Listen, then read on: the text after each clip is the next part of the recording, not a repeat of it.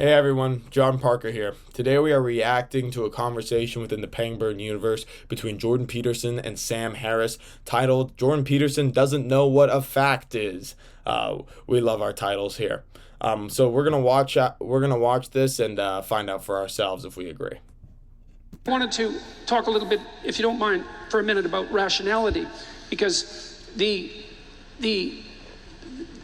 we've already agreed, I think, and definitely stop me if I'm wrong, that there has to be an intermediary mechanism between the world of facts and the world of values. And well, since we've talked, I've been reading a variety of commentaries on Immanuel Kant. Mostly these have been written by Roger Scruton, by the way. And this is actually the issue that Kant obsessed about for most of his philosophical life. And what he concluded was that empiricism can't be right and rationality can't be right as philosophical disciplines because you need an intermediary structure, and that we have an inbuilt intermediary structure.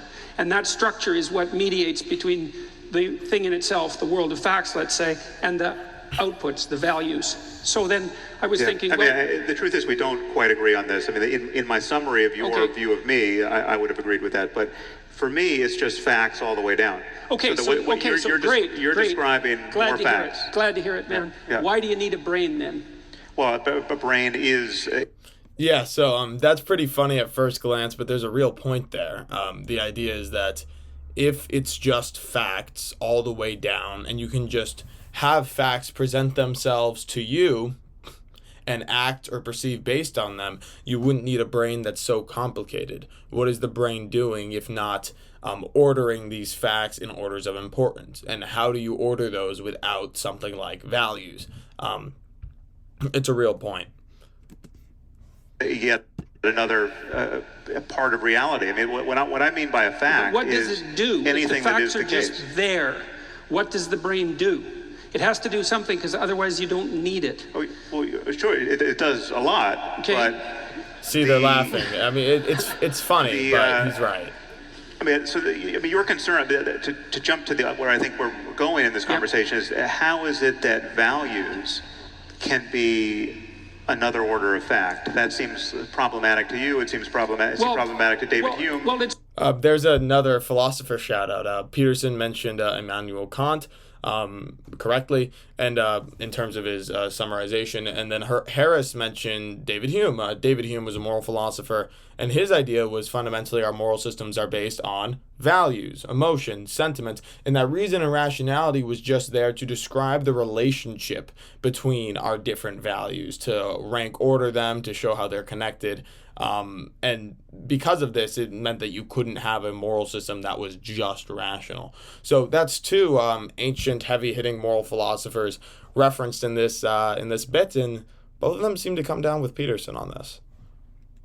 It's problematic for me for a technical reason, which is that in order to act, and we see if we agree on this, in order to perceive and to act, which I believe are both acts of value. To perceive is an act of value because you have to look at something instead of a bunch of other things. So you elevate the thing that you're perceiving to the position of highest value by perceiving it, by deciding to perceive it. So it's an act of value. I mean, that gets translated in my brain into just more facts. You're just giving me the facts of human perception. No. So this is where I really diverge with Harris, and you can see Peterson's expression, which is he's kind of lost the plot here, at least according to him. And I agree. I mean, so what Harris is saying is that you can describe the mechanisms of human perception as a fact. Okay, that's true. You can explain why the mechanisms of human perception are arranged that way as a fact. Okay, that's true. You can even describe the things that the human mechanisms of perception and then ultimately action, you can explain the things that they're ordering as facts. Okay. However, the very fact that they are ordered at all implies values that are not facts. You can describe the process of how they do it as a fact, but the ordering of in itself implies some sort of actual value. And these values cannot be reduced to facts because they can't be proven. So I will look at it. I see a snake, before I see anything else, because that's built into me evolutionarily, right? That's dangerous. There's part of my brain that like looks out for things that look like snakes. And you can explain why that is, because my monkey ancestor didn't want to get bit by a snake.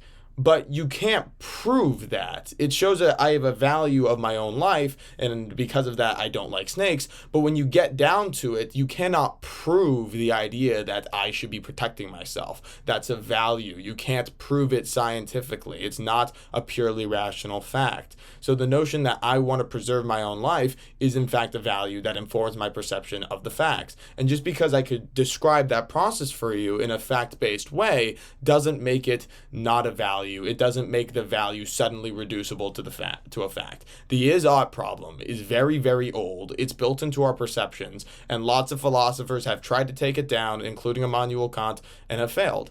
So I think that I think Harris is being a bit too cavalier with his response here. I think this is a very, very serious problem that Peterson is absolutely correct for pointing out.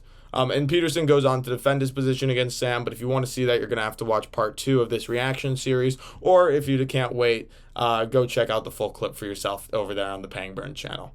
Until next time. Hey, I hope you enjoyed that reaction. If you did, please let me know by dropping a like on this video. If you didn't, tell me why. Give me your thoughts down in the comments below so we can talk about it. If you're interested in seeing more of my content, more reactions, and some clips from my show on the War of Ideas, please consider subscribing. And if you're interested in exploring the broader Pangburn universe, click one of the buttons floating around my head. I hope to see you out there engaging in the War of Ideas.